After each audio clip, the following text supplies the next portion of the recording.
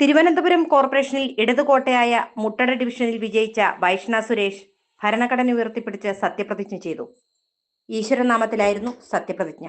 കോർപ്പറേഷനിൽ ഇടതുകോട്ടയായ മുട്ടട ഡിവിഷനിൽ മിന്നും ജയമായിരുന്നു വൈഷ്ണ സ്വന്തമാക്കിയത്. 1607 വോട്ടാണ് വൈഷ്ണ നേടിയത്. LDF സിറ്റിംഗ് സീറ്റിൽ 397 വോട്ടിന്റെ ഭൂരിപക്ഷത്തോടെയാണ് വിജയം. ഇടത് സ്ഥാനാർത്ഥിയായ അംശു വാമദേവന് 1210 വോട്ടാണ് ലഭിച്ചത്.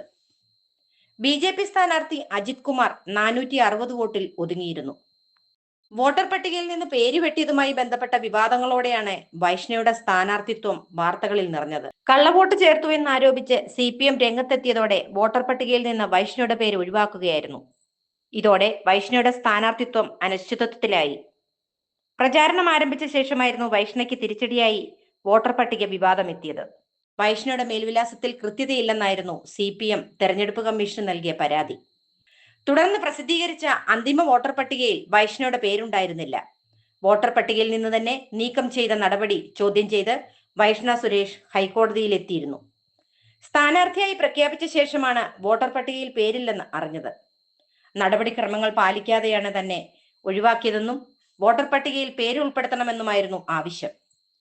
ഹർജിയിൽ പ്രാഥമിക വാദം കേട്ട ജസ്റ്റിസ് PV കുഞ്ഞികൃഷ്ണൻ അനാവശ്യ രാഷ്ട്രീയം കളിച്ച് വോട്ടവകാശം നിഷേധിക്കുന്നത് ശരിയല്ലെന്ന് പറഞ്ഞിരുന്നു. സാങ്കേതികത്തിന്റെ പേരിൽ 24 വയസ്സുള്ള പെൺകുട്ടിക്ക് മത്സരിക്കാൻ അവസരം നിഷേധിക്കുന്നത് അനീതിയാണെന്നും സിംഗിൾ ബെഞ്ച് നിരീക്ഷിച്ചു. ഒരു ചെറുപ്പക്കാരി മത്സരിക്കാൻ തയ്യാറായി എത്തുമ്പോൾ ഇത്തരത്തിലാണോ പെരുമാറേണ്ടത്? അത് അനീതിയാണെന്നും കോടതി പറഞ്ഞിരുന്നു.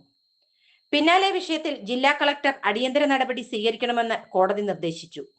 വൈഷ്ണയെയും പരാതിക്കാരനെയും വിളിച്ചുവരുത്തി ഹിയറിംഗ് നടത്തണമെന്നും കോടതി നിർദ്ദേശം നൽകിയിരുന്നു. ദിവസങ്ങൾ നീണ്ട നിയമയുദ്ധത്തിനൊടുവിൽ ഹൈക്കോടതി ഇടപെടലോടെ വൈഷ്ണയ്ക്ക് വോട്ടവകാശം തിരികെ ലഭിക്കുകയായിരുന്നു. തുടർന്ന് തെരഞ്ഞെടുപ്പ് കളത്തിൽ വൈഷ്ണ വീണ്ടും സജീവമായി. വിവാദത്തിന് പിന്നാലെ തന്നെ സംസ്ഥാനത്ത് ഏറെ ശ്രദ്ധ പിടിച്ചുപറ്റിയ വാർഡായിരുന്നു ഇത്. മുട്ടട വാർഡിൽ 25 വർഷങ്ങൾക്ക് ശേഷമാണ് UDF വിജയിക്കുന്നത്. KSU ജില്ലാ വൈസ് പ്രസിഡന്റാണ് വൈഷ്ണ. തിരുവനന്തപുരം കോർപ്പറേഷനിലെ കോൺഗ്രസിന്റെ ഏറ്റവും പ്രായം കുറഞ്ഞ സ്ഥാനാർത്ഥി കൂടിയായിരുന്നു വൈഷ്ണ സുരേഷ്.